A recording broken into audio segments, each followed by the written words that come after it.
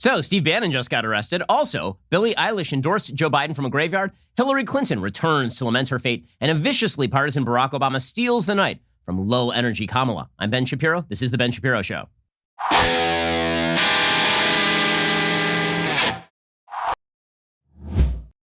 The Ben Shapiro Show is sponsored by ExpressVPN. Surf the web with peace of mind. Sign up now at expressvpn.com/Ben. We'll get to all the news in just a moment. First, we need to talk about being responsible. You know what's a responsible thing to do right now? Saving money. You know what's an irresponsible thing to do?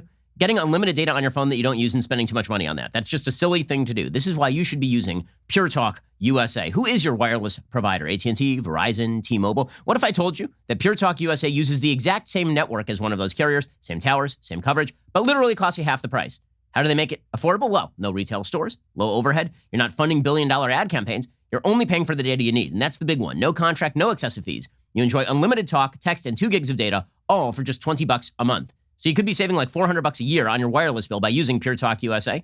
And in a time of economic turmoil, now would be a very good time to cut down on that cell phone bill. Grab your mobile phone, dial pound 250 and say Ben Shapiro. When you do, you get this amazing deal and save 50% off your first month. Again, that is pound 250, say keyword Ben Shapiro for that special deal. Save 50% off your first month. And again, this thing is costing you like $20 a month instead of a multiple of that. Go check out Pure Talk USA today by texting pound 250 and saying keyword Ben Shapiro to get started. Okay, so before we get to all of the convention-related news, and it was a stilted, awkward, overwrought evening last night for the Democratic Party. It looked much more like a typical DNC event, meaning it was kind of a star-studded affair with various Hollywood celebrities telling you how you should feel about politics, which definitely has mainstream appeal in places like Wisconsin, Ohio, Pennsylvania.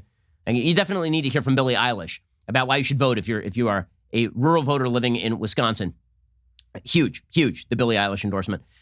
There was a lot of that. There was Barack Obama showing up. Hillary Clinton showed up. It was basically the cavalcade of old Democratic stars. And then Kamala Harris shows up and was utterly lackluster.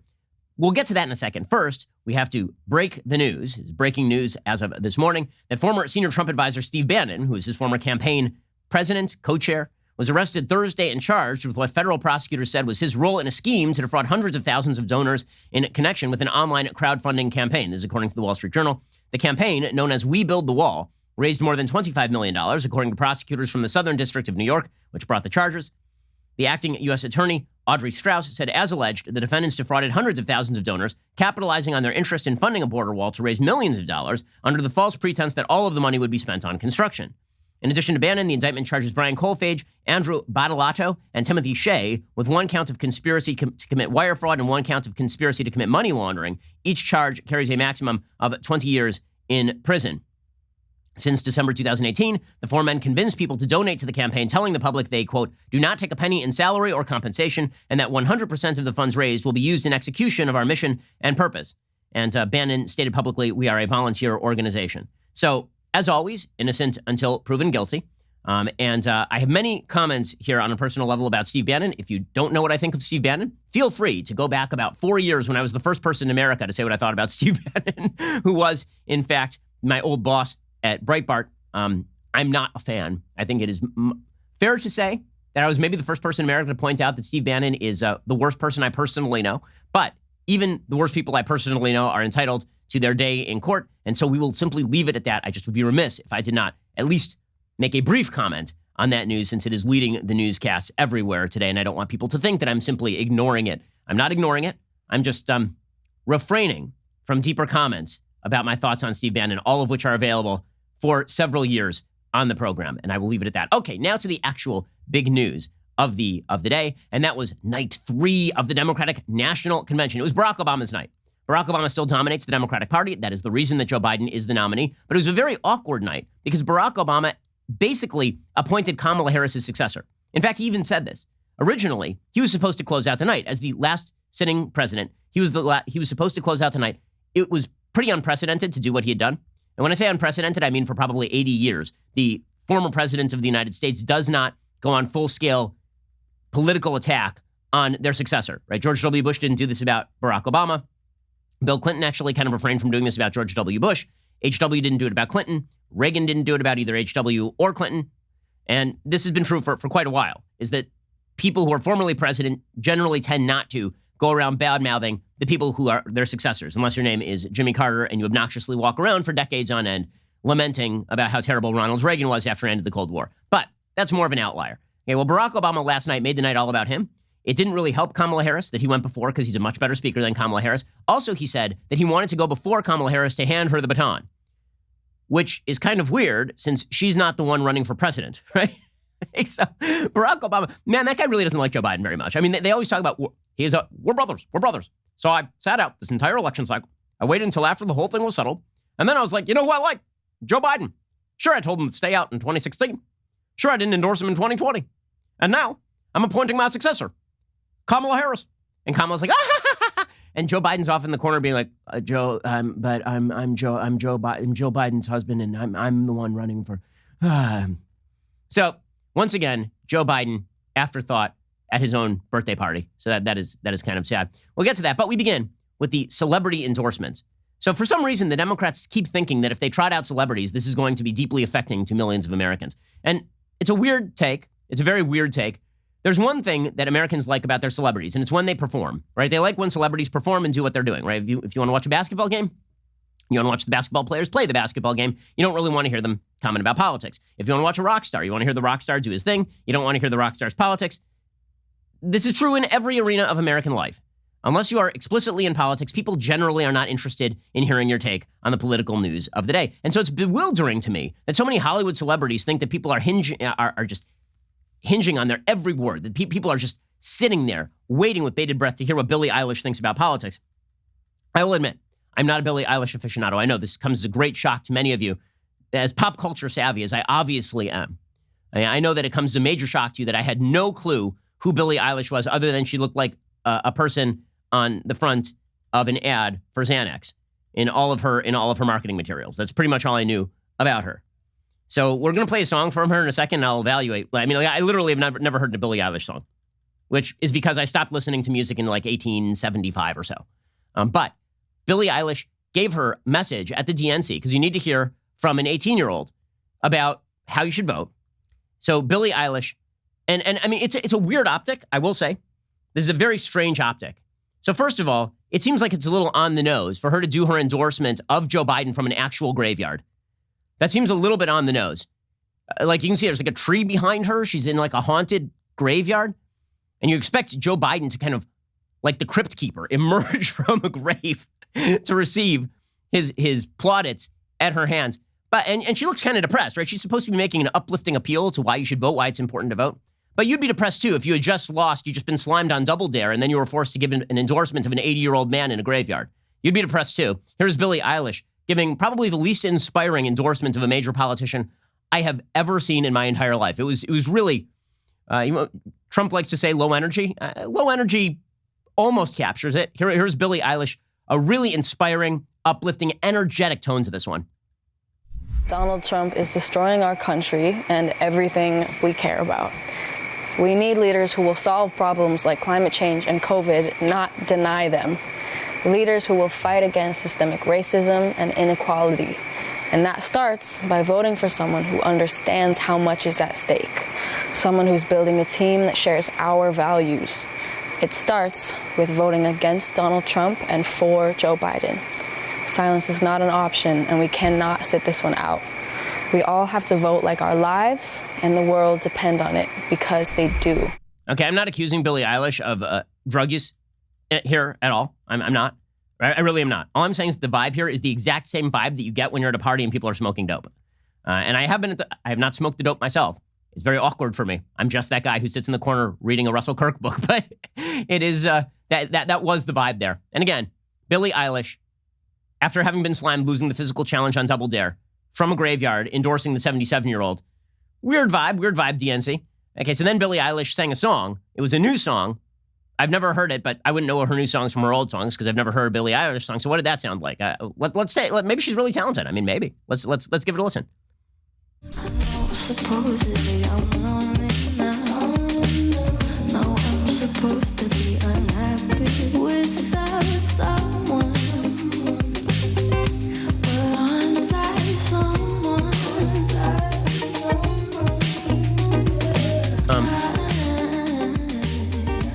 This is like surprisingly poppy and upbeat for a person who looks as though she's very depressed all the time. I mean, this is, wow. Okay, so, I mean, that's mildly enjoyable. I mean, it's not awful. Again, weird vibe, but okay. If that's what you think is going to get your voters out in, like, in Pennsylvania, sure, DNC, sure. They also brought out Kerry Washington, who was last relevant, 3-4 years ago when she did a show on, what was she in? Was she in Scandal? I can't even remember what show she was in. In any case, she showed up because I definitely needed to hear from Kerry Washington. Don't they have bigger, like, Billie Eilish is a pretty big celebrity, but Kerry Washington is really not, and neither is Eva Longoria. Like, couldn't they have gotten Tom Hanks or something? You figure they would have at least made the appeal. Here was Kerry Washington yesterday saying, we're fighting for our lives. Okay, I'm so tired of the language that you're fighting for your life. You're literally not fighting for your life. This is the most civilized, free, and prosperous country in the history of the world. Kerry Washington is not fighting for her life. Okay, I'm sorry, but Kerry Washington is a very, very wealthy person in the United States, a very wealthy and privileged person. And the fact that she is black does not change any of that. She's not fighting for her life, and Billie Eilish is not fighting for her life. None of these people are fighting for their lives. This all reminds me, the overwrought nature of this is so bizarre. It reminds me of this. There's an Onion headline from The Onion years ago where they used to have point-counterpoint columns, and the point was something, the one that comes to mind is there was a point of view, and it showed like a 17-year-old girl making a face and saying, I'm starving. And then on the other side, it showed like a Rwandan child holding their stomach and saying, I'm starving. Right? And the point, obviously, is first world problems. There are people on planet Earth who actually have problems.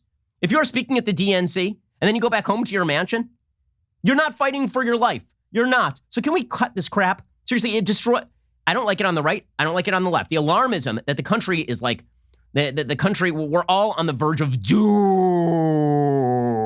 Like, we're not on the verge of doom, okay? There are serious ideological rifts in the country. I think the destruction of the American ideal is gradually been put on the table. I'm scared about that. But do I think that everybody's like in actual fear of their life being put in danger in the United States right now based on an election? Not unless you're living in a major city and riots are being allowed. But here's Kerry Washington with your life depends on it. Your life depends on it from Kerry Washington, from Billie Eilish, these extraordinarily rich celebrities. Sure. I'm sure that Kerry Washington is living every day in great fear that Donald Trump is going to come to her house and do something terrible. Our union is not without flaws. When our Constitution was written, women couldn't vote. Black people were considered 3/5 of a human being, but therein lies the work. No one is perfect. Nothing is, but it is the striving toward justice, equality, and truth that distinguishes us. We fight for a more perfect union because we are fighting for the soul of this country and for our lives. You're not fighting for your life. You're not. Okay, stop. Just stop. Okay, because then you get that. Okay, so when you combine the message that you're fighting for your life with the election's going to be stolen from you, that starts to get actually dangerous. And that's true, again, on both sides. Okay, we're going to get to more from night 3 of the DNC in just 1 second. First, let us talk about the fact that right now, hiring can be pretty complicated. There's a lot of uncertainty about where the market is going. That means that you need to get the best people. This is where ZipRecruiter comes in. ZipRecruiter sends your jobs to over 100 of the web's leading job sites, but they don't stop there. With their powerful matching technology, ZipRecruiter scans thousands of resumes to find people with the right experience and actively invites them to apply to your job. ZipRecruiter makes the entire hiring process efficient and effective with features like screening questions to filter candidates and an all-in-one dashboard where you can review and rate your candidates. ZipRecruiter, in fact, is so effective that 4 out of 5 employers who post on ZipRecruiter get a quality candidate within the very first day. Right now, to try ZipRecruiter for free, my listeners can go to ZipRecruiter.com/dailywire. That is ZipRecruiter.com/DAILYWIRE. ZipRecruiter.com/dailywire. ZipRecruiter is indeed the smartest way to hire, which is why we've been using it here for a long time. It's why all of our employees live under the tacit threat of losing their job to a more qualified candidate. Let's say, for example, that you're producer Nick, and you knew that I had no idea who Billie Eilish was, and yet you continued to make a bunch of Billie Eilish song title jokes to me for like minutes on end right before the show. Well, you might find yourself ZipRecruitered. Go check out ZipRecruiter.com/dailywire right now. That's ZipRecruiter.com/dailywire. Go check them out right now. Okay, so the DNC, night 3 was the first time they actually laid out some of their radical positions. Their most radical position is, of course, they are very much in favor of gun control. So Joe Biden pushed a video about how much he loved gun control. Right, and this video featured Emma Gonzalez and the kids from March for Our Lives, doing the whole "we demand action," everything that the Second Amendment doesn't exist routine. if you ever think that the Democrats aren't radical on this issue, all you have to do is watch their convention. I don't know which swing voters in the swing states they're going for with this one. But apparently they think this is a popular position, which is weird. So they played this video at the DNC last night featuring Emma Gonzalez, probably the most radical member of the March for Our Lives crowd. They say that tougher gun laws do not decrease gun violence. We call BS! They say a good guy with a gun stops a bad guy with a gun. We call BS! They say guns are just tools like knives. We call BS! Okay, can we stop it there? I mean, this was irritating at the time. It's even more irritating when you play it from the rostrum of the DNC, even if it's an online DNC. Just the pitch that is being made there is a bunch of tautological statements that happen to be true, and then you just shout, we call BS. Gravity draws objects closer to larger objects. We call BS. Okay, just because you call BS doesn't mean that it's actually BS. In any case, this was one of the big messages of the DNC last night. They brought forth a gun control activist as well to say that President Trump does not care if people get shot, which is one of my favorite things about the Democratic Party. We have to take the high road. The high road is we imply that our opponents literally do not care if people die. They've been doing this about COVID. Trump doesn't care if people die of COVID. Trump doesn't care if people get shot. Trump doesn't. You know who doesn't care, it seems to me? It seems to me that no one at the DNC for 3 long nights has mentioned the fact that there are ongoing riots in Portland and Seattle, that there were riots in Chicago, D.C., New York, Los Angeles. 3 nights of this, and not one mention of it. In fact, glorification of that by contrast. It's pretty amazing. But apparently it is, of course, everybody on the right who's uncaring if we disagree on gun policy. This is a long, ongoing shtick from the left. It is very irritating. I thought I had debunked it when I told Piers Morgan that you really shouldn't stand on the graves of victims in order to castigate the political position of your opponents, but apparently this is what they're going to continue to do. So that was trotted out last night. President Trump, he doesn't care. He didn't care about the victims after Parkland, Las Vegas, or El Paso. I want a president who cares about our pain and grief. A president who will take on the gun lobby to ban assault weapons and close the loopholes to keep guns out of the hands of criminals. Joe Biden has taken on the NRA twice and won, and he will do it again as president.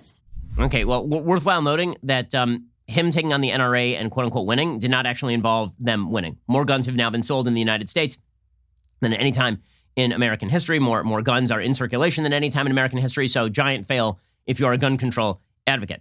Okay, so that was sort of the lead up. Then we got to the prime time. The prime time featuring all of the Democrats' big stars. So many big stars. For example, Hillary Clinton made her big return to lament the fact that life has been unkind and cruel to Hillary Clinton. She was back to serve as a warning to all of you.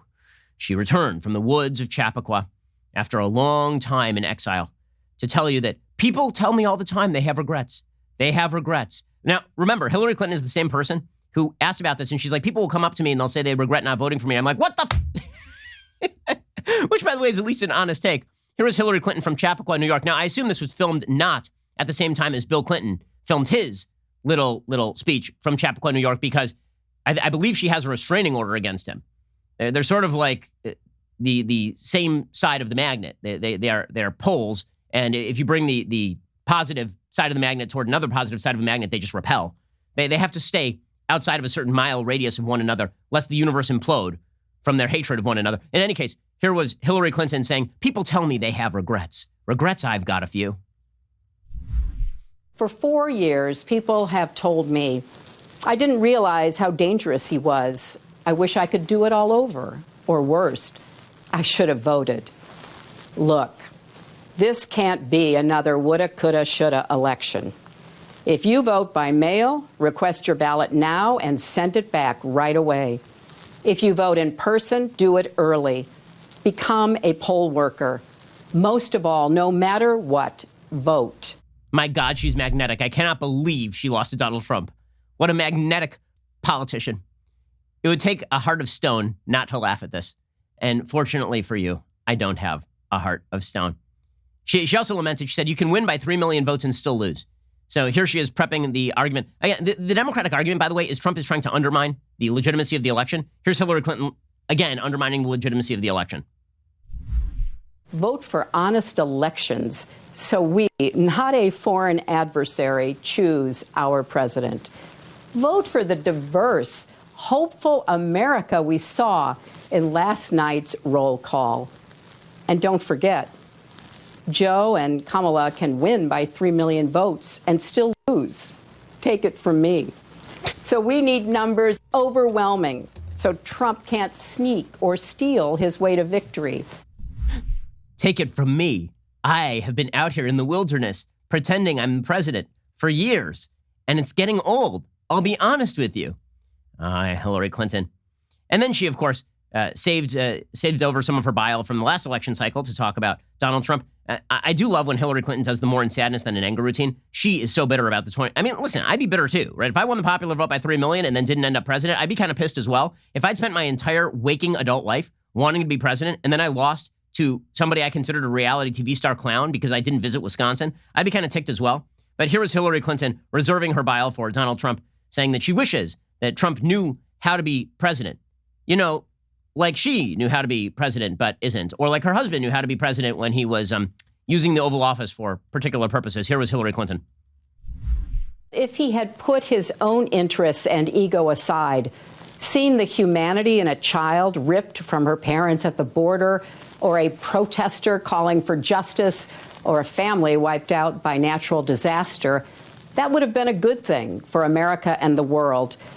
I wish Donald Trump knew how to be a president, because America needs a president right now. Okay, I just want to point out that when she says, I wish that Donald Trump knew how to put his inhumanity and ego aside, inhumanity and ego, that was basically Hillary Clinton's entire career-long slogan. Hillary Clinton, not famous for being the most human candidate, and certainly the only reason that she was even up for the job is because of her unbelievable ego trip that alienated so many Americans. Donald Trump ended up being president. She concluded by saying, what do you have to lose? You have everything to lose. You know, Donald Trump said, what do you have to lose? And the answer is, you have everything to lose, all of the things. So here's Hillary Clinton blaming everything on planet Earth on President Trump. As Michelle Obama and Bernie Sanders warned us, if Trump is reelected, things will get even worse.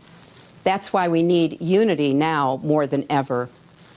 Remember back in 2016 when Trump asked, what do you have to lose? Well, now we know. Our health care, our jobs, our loved ones, our leadership in the world, and even our post office. Oh, the post office, guys. We have to uphold the post. We know.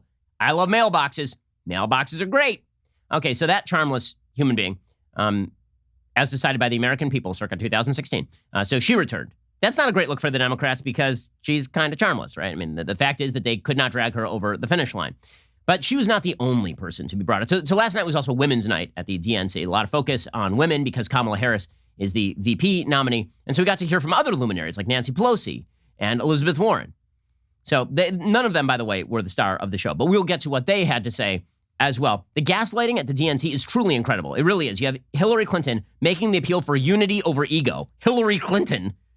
Okay, and then wait till you get to Obama. I mean, just the enormous hypocrisy is pretty telling. We'll get to more of this in 1 second. First, would you like to know the secret to staying sweat-free this summer? I would, because it is like 104 degrees outside. Well, yesterday I actually worked out in the tremendous heat. But you know what? I was still staying cool because I had Tommy John underwear. Tommy John's ultra breathable underwear. They also have bras for the ladies. They have a range of summer-ready breathable options. They're cool cotton underwear for men and women. It's like having your own on-body AC.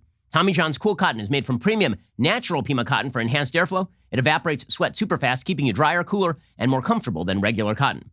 If you want to add some chill to the butt when summer heats up, choose Tommy John Cool Cotton underwear.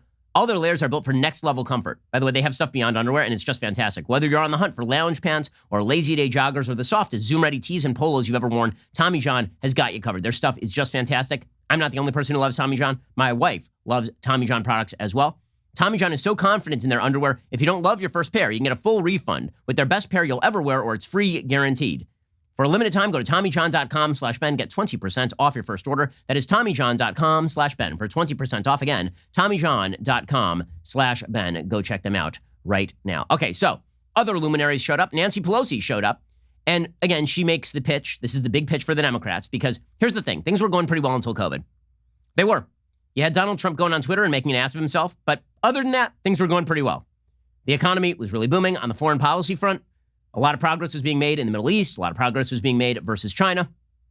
But then COVID hit. And so the entire Democratic playbook here is keep everything shut down, like as much as possible shut down, blame Trump for that, and then blame Trump for all the deaths that have happened. Doesn't matter that that really is inaccurate on every level. Doesn't matter, by the way, that there's no apparent standard for reopening anywhere. I mean, this is pretty incredible. New York City yesterday had 0 deaths from COVID and 64 total diagnosed cases, and the city is still shut down. They're in what they call stage 4 of reopening, which means that restaurants are still not open and hair salons are still not open. There is no stage 5. So it's indefinite. I mean, they're just going to keep it like that in New York, despite the fact they have 0 deaths yesterday and 64 total cases in a county of 1.6 million people. There is no standard for reopening for the Democratic governors. And then they are praised to the skies by the media for all of this. So the Democratic playbook is keep everything locked down as much as you possibly can. Blame Trump for all the death, even though those cities, like New York City, just absolutely got walloped and are governed by blue. Okay, Nancy Pelosi is withholding aid right now. Republicans are trying to push forward a relief package for people who are still on unemployment. Nancy Pelosi is holding that up. Yet there she was at the DNC last night, suggesting that the Republicans don't want to crush the virus, that they don't want to crush it. So she's just blaming Republicans for COVID-19, which is a pretty astonishing and remarkable and horrific claim, actually. More than 5 million Americans are infected by the coronavirus. Over 170,000 have died. The science-based action in the HEROES Act we enacted 3 months ago is essential to safeguard lives, livelihood, and the life of our democracy. And who is standing in the way? Mitch McConnell and Donald Trump. Instead of crushing the virus, they're trying to crush the Affordable Care Act and its pre-existing conditions benefit. They're the ones trying to pass a relief package that you have now delayed several times, Speaker Pelosi. Mainly, her pitch comes down to Trump is a very, very bad, mean man. Again, the entire DNC, when you boil it all the way down, is really they don't like Trump and Trump's mean. And which means that if Trump had any discipline at all, he'd actually be able to win this election. As we will see, the president's lack of discipline is not helping him right now. But here was Pelosi basically making her pitch, which is Trump is mean and bad and mean and orange and bad and fat and mean and orange. As Speaker of the House, I've seen firsthand Donald Trump's disrespect for facts, for working families, and for women in particular. Disrespect written into his policies toward our health and our rights, not just his conduct. But we know what he doesn't, that when women succeed, America succeeds. Okay, so he's a sexist too, right? So that was the pitch going in for Kamala Harris, is that he's a sexist, he's a racist, that's why he doesn't like Kamala Harris. Even though Trump is mean to anyone who doesn't like him, as we'll see, and he's nice to anybody who does. Right? That is the common theme of Trumpism. There is no unifying principle other than Trump's ego when it comes to who he likes and who he doesn't, which means it's hard to call him a racist or a sexist when he literally just judges people based on whether they are nice to him.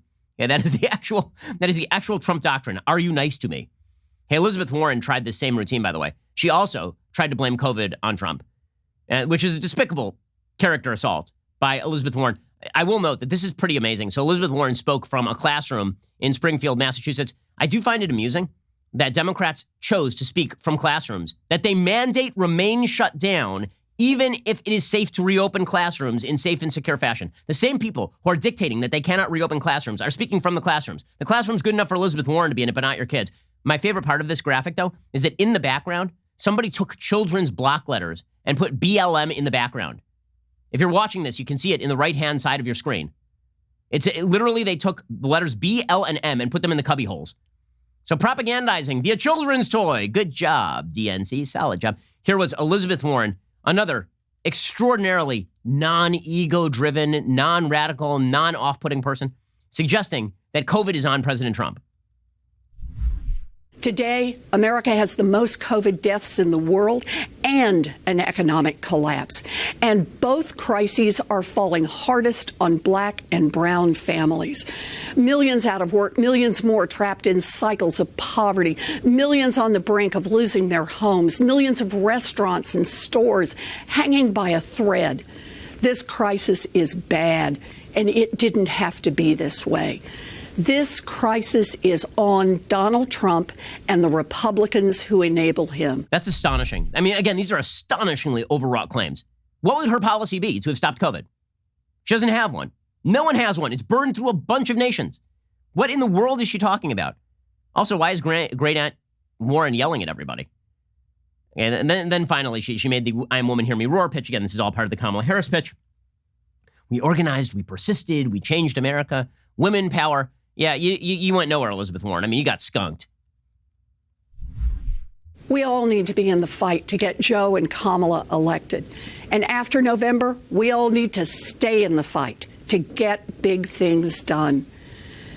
We stay in this fight so that when our children and our grandchildren ask what we did during this dark chapter in our nation's history, we will be able to look them squarely in the eye and say, we organized, we persisted, and we changed America. Wow, we persisted. We persisted.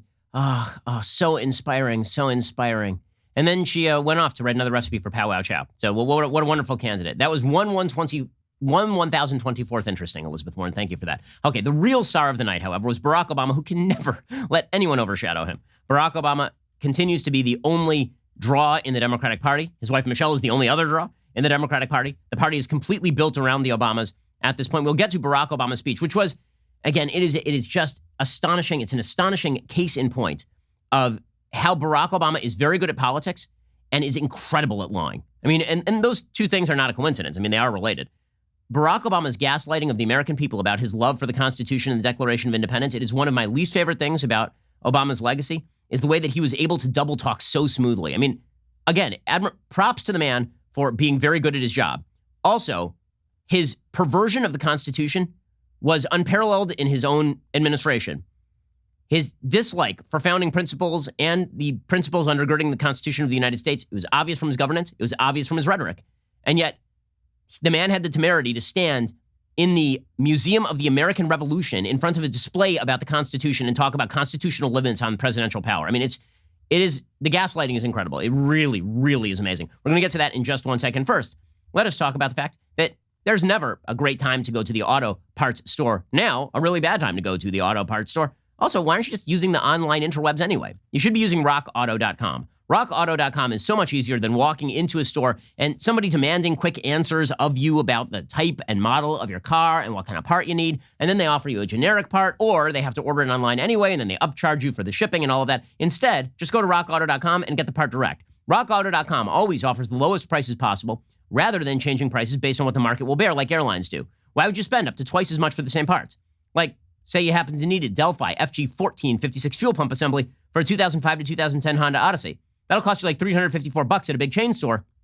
You can get that at Rock Auto for $217. So they have better prices. They have a better selection. You're doing it all online. RockAuto.com is a family business. They've been serving auto parts customers online for 20 years. Go to RockAuto.com right now to shop for auto and body parts from hundreds of manufacturers. See all the parts available for your car or truck. Write Shapiro in there. How did you hear about us box? So they know that we sent you. Save money, save time. Go check out rockauto.com right now. Again, write Shapiro in there. How did you hear about us box? So they know that we sent you. Okay, so that brings us to the star of the night. The star of the night, Barack Obama. So as I say, Barack Obama was originally supposed to close it out, which makes sense.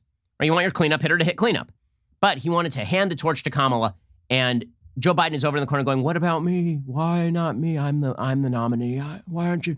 Oh, okay. I'll sit down. All right, I'll just stay here. Where am I? Who? So Barack Obama handed the torch to Kamala, but what he really did was he engaged in a vicious partisan speech. Now, why anybody is surprised by this is beyond me. Barack Obama's a vicious partisan. He's always been a vicious partisan. He's a Chicago politician knife fighter. He has always been a Chicago politician knife fighter. The attempt to paint Barack Obama as some sort of great unifying figure is belied by nearly every poll, certainly on racial matters in the United States since 2008. Americans were far more optimistic about racial matters when Obama entered office than when he left office. There's a reason for that. He was an incredibly divisive president. He was very politically radical, and he was good at smoothing over the rhetoric. And the media just loved the guy. I mean, the media slobber over him. The media have posters of Barack Obama on their wall in the same way that Tim Robbins had a poster of Raquel Welch in his cell in Shawshank Redemption. I mean, the media just sit there and gaze at the pictures of Barack Obama and think of better times. And they play romantic music. They got some Barry White going in the background. As you'll see from the media reaction to this has not waned one iota. Many of the forces that led to the rise of Donald Trump are direct oppositions to the media worship of Barack Obama and the widespread gap between the perception of Barack Obama by the elite and the rest of the country. Much of the rest of the country saw Barack Obama as a deeply divisive figure. They liked him personally, but they saw him as deeply divisive. They didn't like his policies very much. The media thought he was just God. They thought he was God embodied. Okay, so Barack Obama has always been partisan. And it's not a shock that he showed up at the DNC and was super partisan. I mean, he literally showed up at John Lewis's funeral and was super partisan. Right? John Lewis died, and George W. Bush gets up there at the funeral, at the memorial service, and gives this beautiful unifying speech about John Lewis and how he made the country better. And then Barack Obama gets up there and he's like, Donald Trump is trying to change the election standards to steal votes. It's like, oh my God, dude, this is a memorial service. But you shouldn't have been shocked by that. He did the same thing after the attempted massacre in Arizona, that shooting, that horrible shooting that ended with including the shooting of Gabby Giffords. He went to a memorial service in Arizona and he politicized gun control there. So Barack Obama has always been this guy. Nothing has changed about Barack Obama. And Barack Obama has always been characterized by this incredible ability to double talk the Declaration of Independence and the Constitution of the United States. So he's smart enough to understand that the principles undergirding the Constitution and the Declaration are natural rights of pre-existing government, a limited government instituted only to protect those rights, and checks and balances to prevent government from overstepping its boundaries in violation of those rights. Those are the fundamental principles of the Declaration of Independence and the Constitution of the United States. Barack Obama knows that, and just like every progressive since Woodrow Wilson, he dislikes that. He doesn't believe there are natural rights that pre-exist government. He believes that rights come from government, just like entitlements come from government. Barack Obama does not believe that a limited government ought to protect rights. He believes that an unlimited government ought to give you things. Barack Obama does not believe in checks and balances. He believes in whatever gets the job done. Right? That's why you got pen and a phone Obama. That's why you got DACA Obama. That's why you got war in Libya without congressional authorization Obama. And yet, the man has the temerity to get, and he's been doing this throughout his career, so this was nothing new. He has the temerity to get up there and pretend that he's speaking in the name of documents that he absolutely abhors because he thinks that they are limitations on the ability of government to bring us all together. In 2012, one of the actual slogans flashed on the scoreboard at the DNC was, "Government is the only thing we share."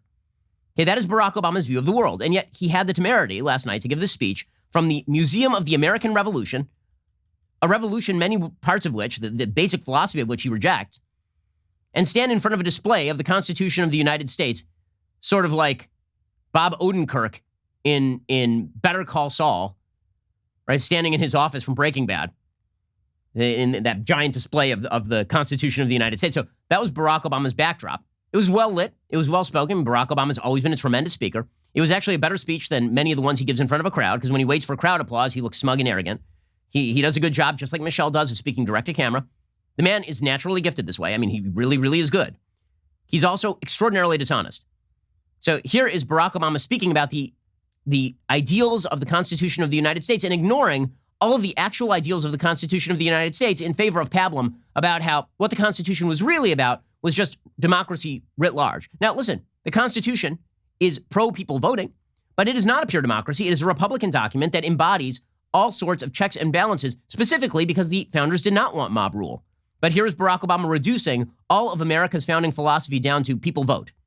No, that is not all of America's founding philosophy. You're leaving out some pretty key elements there, President Obama. But that, of course, is the point. Because what he's going to say is that he's for, quote-unquote, democracy. Donald Trump is not for democracy. And he's going to stand in front of a display about the Constitution in order to do this.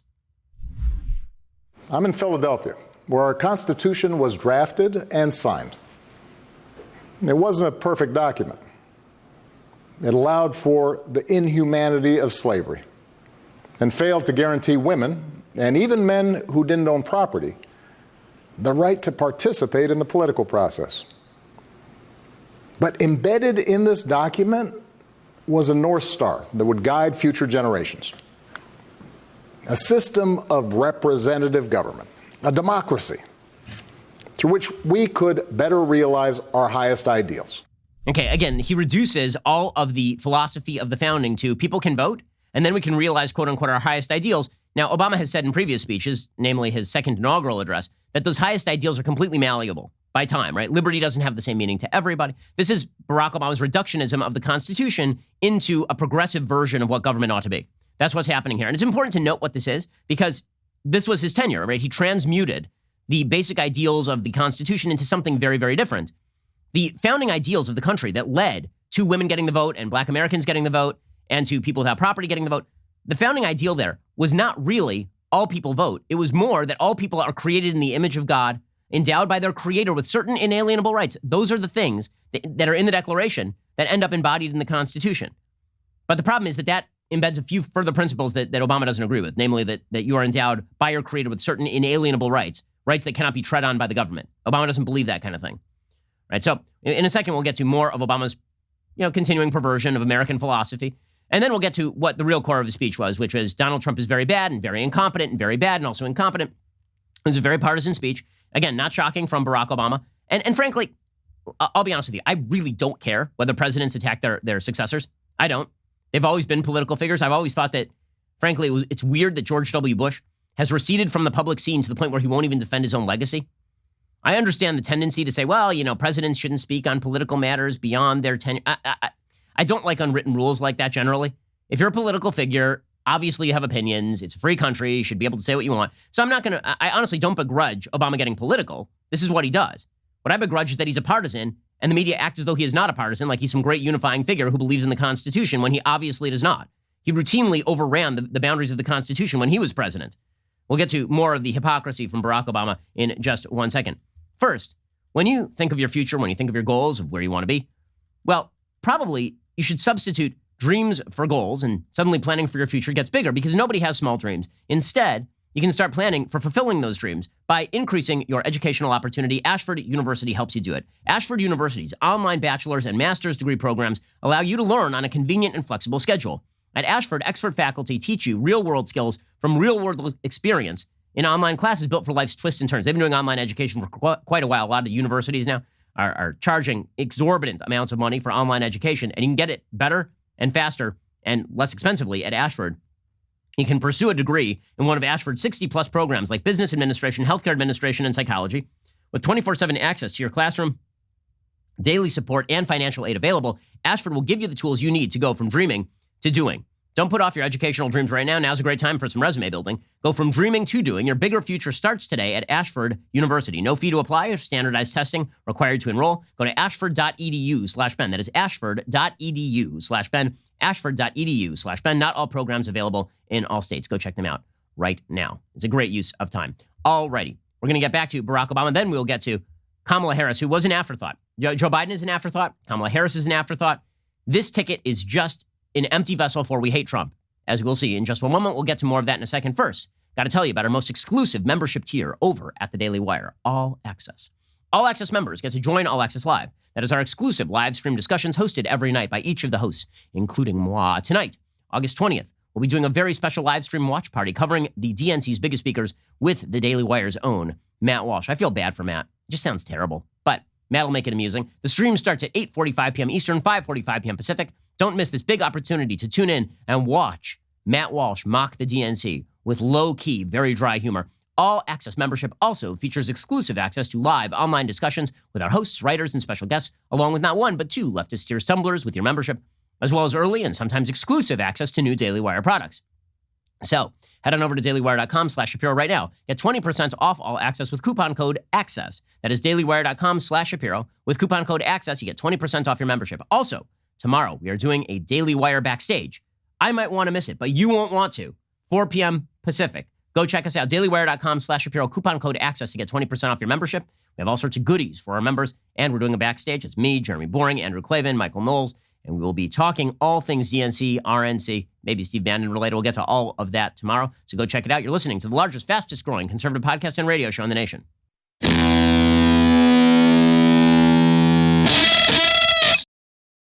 All right, so double talk specialist Barack Obama, who disdained the Constitution on an ideological level, who thought that its boundaries were hackneyed and that the president should be as big a man as he is capable of being, which is a Woodrow Wilson line that Obama really did try to apply. He had some words for President Trump. Now, he had two lines of attack. Line of attack number one is that Trump had overrun the boundaries of the Constitution. That one is just coming from Barack Obama. I mean, that is take the beam out of your own eye, dude. I mean, that one's pretty wild. His other line of attack is that Trump is not competent, right? Is that Trump is always distractible. And this is a line that was also used the other night by Michelle Obama. So Michelle and Barack are going to do the we're very competent, Donald Trump is not very competent routine. And this one has some tell to it, right? I mean, politically speaking, there's a widespread perception that Donald Trump is fragmentary in his leadership style, to put it at its most obvious and its most mild, that the president is distractible, that the president is not focused. Now, the good news is that the constitutional boundaries hem in the president, and he has a team around him, And so that really isn't the end of the world in terms of policymaking. Trump's policy has been a lot better for the country than Barack Obama's policies were. But when it comes to Trump's leadership style and the obvious sort of volatility and chaos of Trump as a personality, those are the attacks that Obama's using, because his basic idea is, and here's dead Joe over here, and dead Joe won't be quite as volatile because, frankly, he's not alive. So here is Barack Obama saying that Trump hasn't put in the work. And Trump, for some reason, decided to underscore the attacks on him by simultaneously live tweeting this. I mean, it's beyond political malpractice what Trump has been doing in the last couple of weeks via Twitter. Anyway, here was Obama going after him. I did hope, for the sake of our country, that Donald Trump might show some interest in taking the job seriously, that he might come to feel the weight of the office and discover some reverence for the democracy that had been placed in his care. But he never did. For close to 4 years now, he has shown no interest in putting in the work, no interest in finding common ground, no interest in using the awesome power of his office to help anyone but himself and his friends. Okay, so there are several things here to unpack. One, when he says that Trump hasn't put in the work, meaning he is distractible, that one's hard for Trump to rebut when he is on Twitter at the same time tweeting out in all capital letters his critique of Barack Obama's speech. Right? That is a stupid move by Trump. It underscores Obama's attack. When Obama says that he hasn't understood the depth of his office, this is Captain Selfie over here, right? Barack Obama is the guy who literally took a selfie stick into the Oval Office and was taking pictures of himself with the selfie stick. He was doing interviews with Glozell and Pimp with a Limp back in 2012. So when it comes to the seriousness of the office, Barack Obama was not exactly Captain Serious himself. Okay, beyond that, when he says that he's shown no interest in helping anybody but himself, a lot of Americans were doing great until COVID. We had the best economy in 50 years under Donald Trump's presidency before COVID. There are a lot of folks who are affected. I didn't like criminal justice reform. Criminal justice reform helped a lot of people, right? Whether you like it or not, it helped a lot of people who Trump obviously wanted to help, who were not his political constituency, frankly, many of them. And he's helped a lot. Donald Trump has helped a lot of people. When you talk about people helping themselves, Barack Obama was routinely engaged in political activities that were designed to help his own political campaigning, his own administration. I mean, at least the very least you can say about Barack Obama is that when he entered public office, the man was not rich. He's now worth tens of millions of dollars. Donald Trump entered public office being a billionaire, and he will leave a billionaire. So when it comes to people who have used politics to make money, Barack Obama is on that list. Okay, then Obama said that Trump hasn't grown into the job, and then he blames Trump for 170,000 dead people. This is really, really scurrilous stuff. Again, the line that Democrats are using that Trump is responsible for the number of dead, when, again, the vast bulk of the dead in the United States are in states run by Democrats. And when it is clear that no one has a good solution to COVID, is really despicable. Here's Barack Obama being despicable. Donald Trump hasn't grown into the job because he can't. And the consequences of that failure are severe. 170,000 Americans dead. Millions of jobs gone. While those at the top take in more than ever. Our worst impulses unleashed. Our proud reputation around the world badly diminished. Okay, this stuff is crap. Okay, this is where he really gets demagogic. This is demagogic stuff. Right? Saying that Trump is responsible for 170,000 deaths is crap. Him saying that our worst impulses were only unleashed under Donald Trump. At no point in the speech, by the way, does he actually decry the riots happening in major American cities, many of them driven by a media that hates Trump and mayors that hate Trump as well. In fact, not only does Barack Obama not decry that, at a certain point, he actually paid tribute to it. Right? He just pretends that everybody's protesting. There hasn't been a riot anywhere. Obama said about the protesters, "You are the nation's dream fulfilled." Really, I mean, you can make the case that protesting and it is true that protesting is a major part of American tradition. It is not true that rioting and looting ought to be a major part of American tradition, and failing to make any distinction or even to note that stuff is happening for 3 straight nights of the DNC is pretty incredible. Next week, the RNC should, on a loop, show what's been happening around the country in terms of the violence, the chaos, the rioting, and the looting that's been promulgated by Democrats, excused by the media. Here's Barack Obama pretending that the only thing that's been happening in the United States is some nice low-level protest. To the young people who led us this summer, telling us we need to be better, in so many ways, you are this country's dreams fulfilled. Earlier generations had to be persuaded that everyone has equal worth. For you, it's a given, a conviction. And what I want you to know is that for all its messiness and frustrations, your system of self-government can be harnessed to help you realize those convictions. Okay, this is the inside-outside game that Democrats have been playing for quite a while here, which is that, sure, the system is great when we run it. When we don't run it, we need you out in the streets.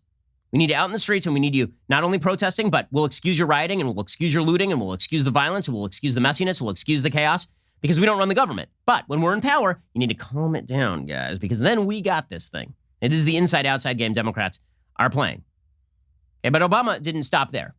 So Obama then suggested that Trump doesn't believe in American principles. Now, again, how Barack Obama defines American principles has been a long-standing question. And this is a real question. Like, what are America's founding principles? What are the creedal principles that unite us? I mean, I wrote an entire book about this. How to Destroy America in 3 Easy Steps is about what are the principles that ought to unite us. Barack Obama disagrees with many of the founding principles. The idea of natural rights pre-existing government. He does not believe this. He does not believe that government ought to be limited to protect those rights. He does not believe in checks and balances. He doesn't believe in any of those things. He believes in a culture that prizes entitlement, in a culture that disdains social institutions in favor of governmental institutions. He doesn't believe in a lot of foundational American ideals. That's not unique to Barack Obama, right? That is a hallmark of the progressive movement since the beginning of the 20th century. But here is Donald Trump suggesting that Trump doesn't, this is Obama suggesting Trump doesn't believe in American principles. While standing in front of a sign about the Constitution of the United States, here is Captain Pen and a phone. Our ability to work together to solve big problems like a pandemic depend on a fidelity to facts and science and logic, and not just making stuff up. None of this should be controversial.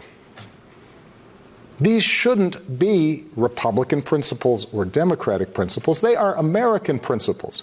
But at this moment, this president and those who enable him have shown they don't believe in these things. Okay, so American principles, according to Barack Obama, are things like science and fact, and also men and women don't exist, and babies in the womb are not actually babies. They're just clusters of cells. So that's always exciting stuff to hear from President Obama. He also went after President Obama for using what he called troops as political props. Again, he's focusing in on the Lafayette Park incident in which the National Park Service cleared the park before Trump walked out to do this photo op at St. John's Church. Again, it's unclear from the reports whether these protesters were throwing objects at the cops. The Park Service says yes. Many of the protesters in the media say no. In any case, hearing Barack, like the hypocrisy here is astonishing. Hearing Barack Obama talking about using troops as political props, Barack Obama literally went in front of, at a military base, in front of a group of troops and said, "You guys make a great photo op." I'm not kidding. That's a thing he actually said in real life. But here he was saying, like, you can't use troops as props. I wouldn't use troops as props except when I do. Here's Barack Obama. They understand that in this democracy, the commander-in-chief does not use the men and women of our military who are willing to risk everything to protect our nation as political props to deploy against peaceful protesters on our own soil. Yeah, again, Barack Obama routinely did this kind of thing. He stood before troops and said, "This is a direct quote, you guys make a pretty good photo op." Sure. Okay, and then Obama concluded by saying that this administration is tearing down democracy. Again, this is coming from the guy who launched war in Libya without congressional authorization, who explicitly said that he could not simply avoid the implementation of immigration law and then just did it. This is coming from the same guy who sicked his IRS on conservative 501c3s, but had plausible deniability. This is the same guy who routinely engaged in activities that violated the long-standing norms of the Constitution. He is now calling for, by the way, for the end of the Senate filibuster, which he calls racist, when 5 minutes ago he said that it was actually a tool for democracy. This guy has no fidelity to institutional not only norms, but to the actual institutions of the United States if they stand as an obstacle to his broader progressive mission. And yet here he is saying the administration is going to tear down democracy. You're the missing ingredient. The ones who will decide whether or not America becomes the country that fully lives up to its creed. That work will continue long after this election. But any chance of success depends entirely on the outcome of this election. This administration has shown it will tear our democracy down if that's what it takes for them to win. So we have to get busy. Okay, so what he's saying right now is so wildly dangerous. Him saying that basically the fascists are at the gates, and if we lose this election, then the country is over, is extraordinarily dangerous. Really, really dangerous. If Joe Biden wins this election, the country is not over. It means that a real setback for a lot of the things I care about, not just politically, but philosophically, because I think the Democratic Party is enthralled to the 1619 Project crowd. But I don't believe that America's electoral institutions are over if the Democrats win. Barack Obama is literally saying that. Okay, I'm old enough to remember, because again, I'm more than 30 seconds old, when the media were saying Donald Trump is undermining the results of an election that's bad. Democrats have been doing it consistently for years, and Barack Obama just did it last night. And that is scary stuff. Okay, so Obama gives this speech, and the media are just gushing over it. Ryan Lizza, a reporter for Politico, he actually tweeted out, this is a direct quote from Twitter. So much journalism in, guys. I mean, the journalism was just getting everywhere. It got real sticky and messy, the journalism. He tweeted out, Barack Obama just delivered the finest convention speech in modern history. Again, spellbinding, chilling, optimistic, beautifully written, expertly delivered, incredible moment. And then he had to sleep it off for a little while. Ryan Lizza. That guy's the White House reporter for Politico. Don't worry. The media are even-handed. They show neither fear nor favor. Rachel Maddow was very exorbitantly excited about this as well. She said Obama slayed her. Slayed her. Slay, Obama, slay. President Obama's speech tonight slayed me. I'm sure people have different opinions about it because it's a different kind of thing from him, but his warnings that we could potentially be at the end of American democracy scared me, and I found upsetting and hard to watch, but just powerful. Powerful stuff. Powerful stuff. So again, when Democrats say we're at the end of American democracy, powerful stuff. When Donald Trump suggests that the Democrats want to ruin American democracy, terrible stuff. How about it's just not great all around when you suggest that the other side is going to end the democracy of the United States without any evidence that this is the case? Amazing. Well done, media. Well done. Okay, so here's the problem. Because Obama got all the plaudits, that left Kamala Harris as a kind of leftover. And this is just the case for the Democratic ticket. Joe Biden and Kamala Harris are not inspiring in any way, shape, or form. Joe Biden is a dead person. He is not an alive human. And Kamala Harris is an incredibly lackluster candidate. She was lackluster in the primary, so lackluster she didn't last until the first primary. She's not inspiring. She is not exciting. So she gave her speech last night, and she was low-key Kamala, because high-key Kamala, really keyed up and pitched up. That level of Kamala Harris is very off-putting to voters, as we learned in the primaries. So she's going to go like full Mike Pence now. She's going to really tone it down. And basically her entire campaign now is going to be, I love Joe. Now, 5 seconds ago, she hated Joe. Right, 5 seconds ago, Joe was a racist bigot. But now, Joe's the savior of the country. So here is Kamala Harris suggesting that Joe Biden would turn our challenges into purposes. This comes the night after Joe Biden said that Joe Biden would make us whole. Joe Biden can't even make his mental acuity whole. Here was Kamala Harris suggesting that Joe Biden will turn our challenges into purposes, which, by the way, is a really nice way of saying, let no good crisis go to waste, which is the Democratic hallmark, that we are going to use every challenge as an opportunity to grow government and overthrow your rights. Here was Kamala Harris last night. Right now, we have a president who turns our tragedies into political weapons. Joe will be a president who turns our challenges into purpose. Joe will bring us together to build an economy that doesn't leave anyone behind, where a good-paying job is the floor, not the ceiling. Joe will bring us together to end this pandemic and make sure that we are prepared for the next one. Okay, she was very not good last night. I mean, this was kind of the tenor of her speech. She was really not good. She had a couple of lines that were real clunkers. So she said, for example, she was talking about racism and racial injustice, and she said there's no vaccine for racism. Please, can we not use COVID metaphors at this point? It's just awkward. Like, people are still getting sick from COVID, and it ain't a metaphor. Here was Kamala Harris using COVID metaphors to talk about racism or something. Let's be clear. There is no vaccine for racism. We've got to do the work. For George Floyd, for Breonna Taylor, for the lives of too many others to name, for our children, and for all of us. It turns out that there is, in fact, a vaccine for racism. You just get nominated the presidential candidate for the Democrats, and then they just stop calling you racist, like randomly, like Kamala Harris did. It turns out the vaccine is being nominated for high office as a Democrat, and then everything just goes away. That's the actual vaccine for racism. My favorite unaware Kamala Harris line last night is she was talking about how, as a prosecutor, she went after various types of predator, and this one got a lot of play. She said that she knows a predator when she sees one, which is weird and awkward, because she said that she believed Joe Biden's sexual assault and harassment accusers. So she knows a predator when she sees one, unless she's running with one, then it's... So Brett Kavanaugh, yes on the assault. Joe Biden, no on the assault, unless it's yes on the assault. But if he nominates her, it's no on the assault. Here's Kamala Harris, predator spotter.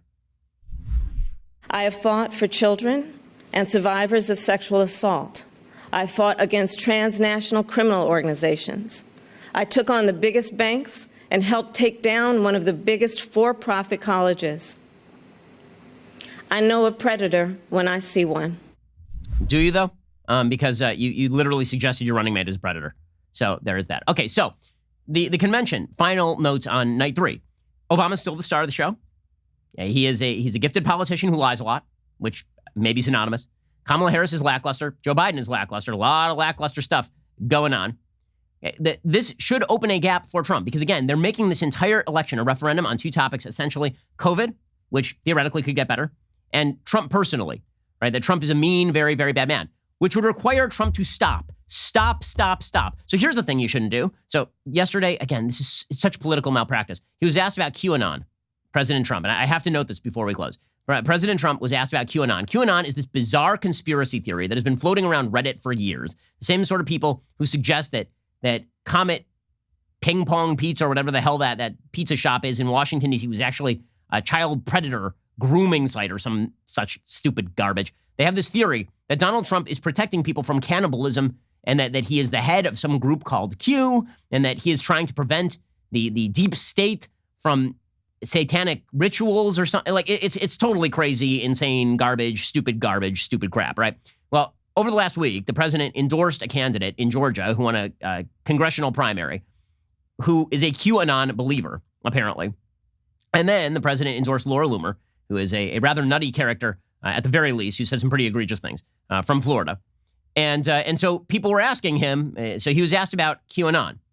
And this would be a good time for the president of the United States to either shut the hell up and say, I don't know anything about QAnon. I'll study it and get back to you. Like, I really don't know anything. I'm not into internet culture.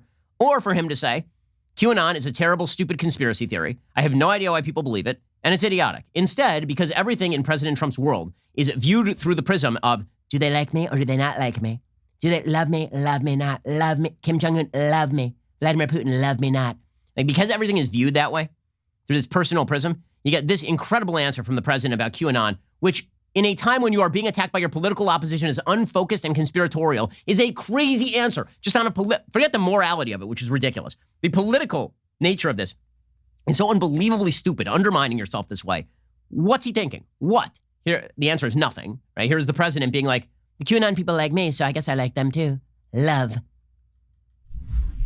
The QAnon movement appears to be gaining a lot of followers. Can you talk about what you think about that? Well, I don't know much about the movement other than I understand they like me very much, which I appreciate. The crux of the theory is this belief that you are secretly saving the world from this satanic cult of pedophiles and cannibals. Is that supposed to be a bad thing or a good thing? I mean, if I can help save the world from problems, I'm willing to do it. I'm willing to put myself out there. Okay, so a couple things. One, he doesn't know what QAnon is. It's perfectly obvious he doesn't. Two, he will literally say nice things about anyone who says they like him. Right? I mean, that's what this comes down to. So the media are drawing the conclusion that he's actually like giving credence to QAnon. Well, he kind of is because he doesn't know what it is. That answer should have ended with, I don't know much about them. But as always, President Trump's answer continues to, do they like me or not? Right? Just like John Lewis. I don't know much about him, but he didn't come to my inauguration, so he's a poo-poo head. Like, why would you do this? Why? The entire critique that Obama laid at your feet is that you are being distractible and unserious and that you are willing to grant credence to silly things. There are 90 days till the election. If Trump wants to remain president, he needs to buckle down. Democrats are making this entire thing a referendum on COVID, which could wane. I think actually it is on the wane by statistics. So that's good for Trump. But then they're really making it a referendum on him personally, which means he needs to cool his jets. No more of the all caps tweeting. Calm your ass down, sir, if you wish to remain president. And also, don't say stupid, terrible things like that. That's not good. Okay, so we'll be back here later today with 2 additional hours of content. Otherwise, we'll see you here tomorrow for a recap of Joe Biden's big ascension to the Democratic nomination. He's going to give his speech, and presumably there will be 3 intelligible sentences. We'll break down all 3 of them tomorrow. I'm Ben Shapiro. This is The Ben Shapiro Show. The Ben Shapiro Show is produced by Colton Haas. Our technical director is Austin Stevens. Executive producer, Jeremy Boring. Our supervising producers are Mathis Glover and Robert Sterling. Assistant director, Pava Wydowski. Our associate producer is Nick Sheehan. The show is edited by Adam Sayevitz. Audio mixed by Mike Coromina. Hair and makeup is by Nika Geneva. The Ben Shapiro Show is a Daily Wire production. Copyright Daily Wire 2020. Hey everybody, it's Andrew Klavan, host of The Andrew Klavan Show. You know, some people are depressed because the American Republic is collapsing, the end of days is approaching, and the moon has turned to blood. But on The Andrew Klavan Show, that's where the fun just gets started. So come on over to The Andrew Klavan Show and laugh your way through the apocalypse with me, Andrew Klavan.